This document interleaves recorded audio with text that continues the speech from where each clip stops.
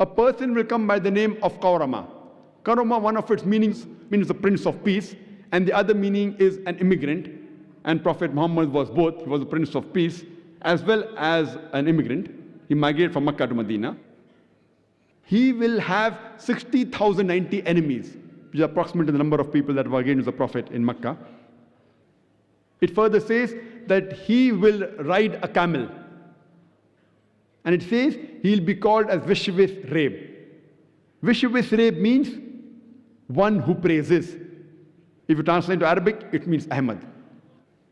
He further prophesied in Atharva Ved, book number 20, hymn number 21, verse number 6, talking about the battle of Ahzab, that a man will come by the name of Qaru, meaning one who praises. In Arabic, it's Ahmad, which is the other name of Prophet Muhammad Sallallahu Alaihi Wasallam. And he will fight against the enemy, which will be 10,000 in number, and he will win the battle without the battle being fought. This is exactly what is mentioned in the seerah of the Prophet, and even given in the Quran in Surah Ahzab. Prophet Muhammad Sallallahu Alaihi Wasallam further prophesied in Atharva Ved, book number 20, hymn number 21, verse number 7, that he will overpower 20 kings and 60,099 enemies. We know that there were about 20 tribes at the time of the Prophet who were against the Prophet. And the enemies were about 60,000 in number. And this man will be called as Abandhu. Abandhu means one who is helpless and orphan. It also means one who's praiseworthy. If you translate into Arabic, it means Muhammad, which is the name of the last and final messenger, Prophet Muhammad Sallallahu Alaihi Wasallam. The same prophecy is also repeated in Rig Ved, book number 1, hymn number 53, verse number 9. Only the name is changed from Abandhu to Sushrama, which also means one who's praiseworthy. If you translate into Arabic, it means Muhammad Sallallahu Alaihi Wasallam. Prophet Muhammad Sallallahu Alaihi Wasallam is also prophesied in Sam Ved, Agni, mantra number 64, saying that this prophet, he will not go to his mother for milk, and he will not be breastfed by the mother.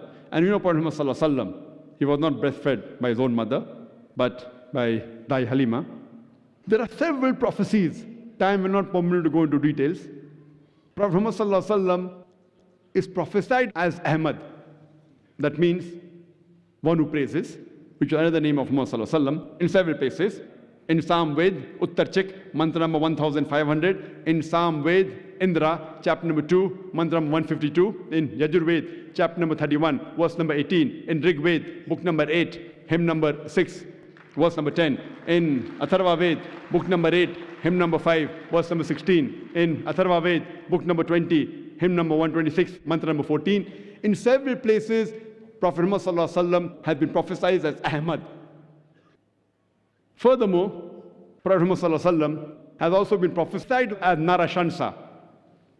Nar in Sanskrit means a man. Shansa, coming from the word Prashansa, meaning praiseworthy. So Narashansa means one who's praiseworthy. So Narashansa means a man who is praiseworthy, which is the literal translation of the Arabic word Muhammad Sallallahu Alaihi Wasallam. So Prophet Muhammad Sallallahu Alaihi Wasallam is mentioned by name as Narashansa in several places in Hindu scriptures. In Rig Ved, book number 1, chapter number 13, verse number 3. In Rig Ved, book number 1, chapter number 18, verse number 9. In Rig Ved, book number 1, chapter number 106, verse number 4. In Rig Ved, book number 1, chapter number 142, verse number 3. In Rig Ved, book number 2, hymn number 3, verse number 2. In Rig Ved, book number 5, hymn number 5, verse number 2. Rig Ved, book number 7, hymn number 2, verse number 2. In Rig Ved, book number 10, hymn number 64, verse number 3. Rig Ved, book number 10, hymn number 182, verse number 2. It's also mentioned in Yajur Ved, chapter number 20, verse 37. Yajur Ved, chapter number 20, verse number 57. Yajur Ved, chapter 21, verse number 31. Yajur Ved, chapter 21, verse 55. Yajur Ved, chapter number 28, verse number